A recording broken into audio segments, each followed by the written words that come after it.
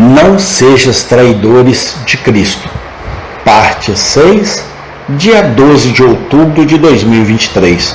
Última parte deste estudo. Ah, Judas! Ai, Judas! Ai, Judas! Deixa-me chamar pelo teu nome, pois assim és. Este é o pecado do apóstata novamente. Deus te ajude a se arrepender disso e vá, não a qualquer pastor, mas a Cristo, e faça confissão, se por acaso você puder ser salvo. Você percebe que no ato de vender Cristo, Judas foi fiel ao seu mestre? Fiel ao seu mestre? Você diz? Sim, seu mestre era o diabo, e tendo feito um acordo com ele o cumpriu honestamente. Algumas pessoas são sempre muito honestas com o diabo. Eles disseram que sim, como se qualquer juramento pudesse ser obrigatório para um homem ou mulher, se fosse um juramento de fazer algo errado. Nunca mais entrarei naquela casa, disseram alguns. E depois disseram, bem gostaria de não ter dito isso. Foi uma coisa errada. Qual é o seu juramento então? Foi um juramento feito ao diabo. O que foi aquela promessa tola, se não a promessa a Satanás? E você será fiel a ele? Ah, quisera Deus que você fosse fiel a Cristo. Oxalá qualquer um de nós fosse tão fiel a Cristo quanto os servos de Satanás são a seu mestre. Judas traiu seu mestre com um beijo. É assim que a maioria dos apóstatas faz, é sempre com um beijo. Você já leu um livro infiel em sua vida que não começou com profundo respeito pela verdade? Eu nunca tenho. Mesmo os modernos, quando os bispos os escrevem, sempre começam assim. Eles traem o Filho do Homem com um beijo.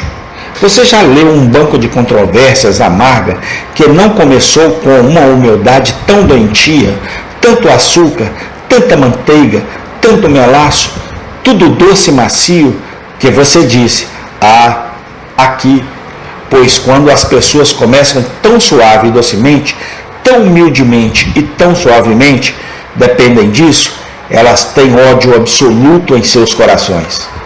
As pessoas de aparências mais devotas costumam ser as mais hipócritas do mundo. Concluímos com o arrependimento de Judas. Ele se arrependeu, mas foi o arrependimento que opera a morte. Ele fez uma confissão, mas não respeitou o ato em si, mas apenas suas consequências. Ele lamentou muito que Cristo fosse condenado. Algum amor latente que ele uma vez teve por um bom mestre surgiu quando ele viu que estava condenado. Ele não pensou, talvez, que chegaria a isso. Ele pode ter tido a esperança de escapar de suas mãos e então ele manteria suas 30 moedas de prata e talvez o vendesse novamente. Talvez ele pensasse que se livraria de suas mãos por alguma demonstração milagrosa de poder, ou proclamaria o reino, e assim ele próprio estaria apenas se apressando nessa abençoada consumação. Amigos, o homem e a mulher que se arrepende das consequências não se arrepende. O rufião se arrepende da forca, mas não do assassinato. E isso não é arrependimento algum. A lei humana, é claro, deve medir o pecado pelas consequências, mas a lei de Deus não. Há um apontador em uma ferrovia que negligencia seu dever. Há uma colisão na linha e pessoas morrem. Bem, é homicídio culposo para este homem por causa de seu descuido. Mas aquele apontador, talvez muitas vezes antes, havia negligenciado seu dever. Mas nenhum acidente aconteceu. E então ele voltou para casa e disse, bem, eu não fiz nada de errado. Agora, observe bem, o erro nunca deve ser medido pelo acidente, mas pela coisa em si. E se você cometeu uma ofensa e escapou sem ser detectado, é igualmente vil aos olhos de Deus. Se você cometeu um erro e a providência impediu o resultado natural do erro, a honra disso está com Deus. Mas você é tão culpado como se o seu pecado tivesse sido executado em todas as suas consequências e o mundo inteiro incendiado. nunca meça o pecado pelas consequências, mas arrependa-se dele como eles são em si mesmos. Embora lamentando as consequências, vistos que estas são inalteráveis, este homem foi levado ao remorso. Ele procurou uma árvore, ajustou a corda e se enforcou, mas em sua pressa ele se enforcou tanto que a corda quebrou. Ele caiu em um precipício e ali lemos que suas entranhas jorraram. Ele jazia uma massa mutilada no fundo do penhasco. O horror de todos que passavam.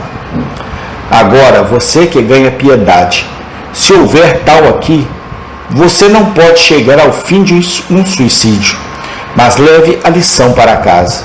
A morte de um senhor John Shield. John Shield havia sido um ministro dissidente e, por uma questão de ganho, para ganhar a vida, ele se juntou aos episcopais contra sua consciência. Ele borrifou bebês e praticou todas as outras parafernálias da igreja contra sua consciência. Por fim, ele foi preso com tais terrores por ter feito o que tinha feito, que renunciou à sua vida. Ficou doente e seus juramentos moribundos, blasfêmias e maldições eram algo tão terrível que seu caso era a maravilha daquela época.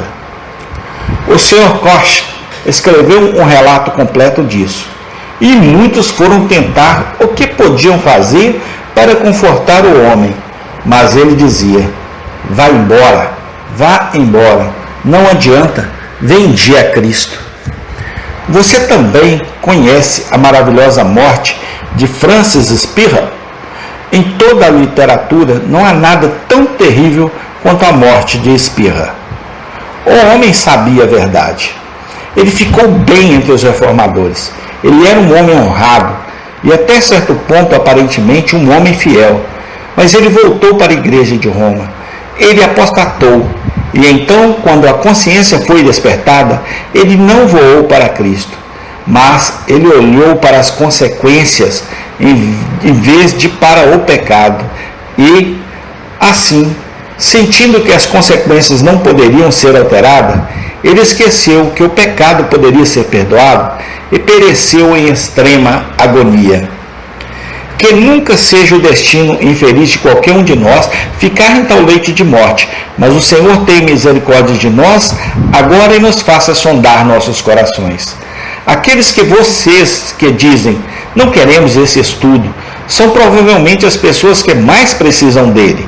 Aquele que disser, bem, não temos Judas entre nós, provavelmente é o próprio Judas.